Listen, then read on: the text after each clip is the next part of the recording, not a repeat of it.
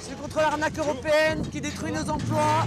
Crise financière, chômage en hausse, le contexte est idéal pour la campagne de Marine Le Pen. La numéro 2 du FN, tête de liste dans le Nord-Ouest, est venue tracter devant une usine près de Lille. Je suis très contente de vous rencontrer. Ah, ça fait Vous voyez, plaisir. si tu ne viens pas à la Gardère viendra à toi. Déjà eurodéputée, Marine Le Pen compte bien être réélue. Et ces élections sont pour elle l'occasion de développer les arguments historiques de son parti. Cette Union européenne est une arnaque. Et c'est une arnaque qui va à l'encontre de l'intérêt des Français et qui, de surcroît, est financée par eux. C'est quand même un véritable scandale.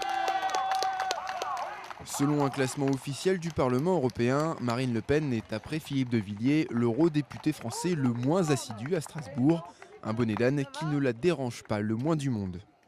C'est un peu ce que je reproche aux autres eurodéputés qui ont sûrement un palmarès de présence dans le bunker du Parlement qui est très bon, mais qu'on ne voit jamais sur le terrain, qui ne vont jamais à la rencontre des gens. Et ceux-là, je pense que, quoi qu'ils en pensent, ce sont des mauvais députés en fait. Plus tard, sur le marché de Bergue, nous retrouvons la candidate en campagne, des formules fortes et un programme simple pour une Europe des États qui puisse dire non et ne pas appliquer les directives. Bref, Marine fait du Le Pen. Bonjour madame. On ne peut pas améliorer l'Union européenne comme on ne peut pas améliorer l'Union soviétique. Il faut qu'elle implose et que sur les débris de cette machine terrible, eh bien, on reconstruise une Europe respectueuse, démocratique, et là pour le coup, où les États auraient le droit de se protéger.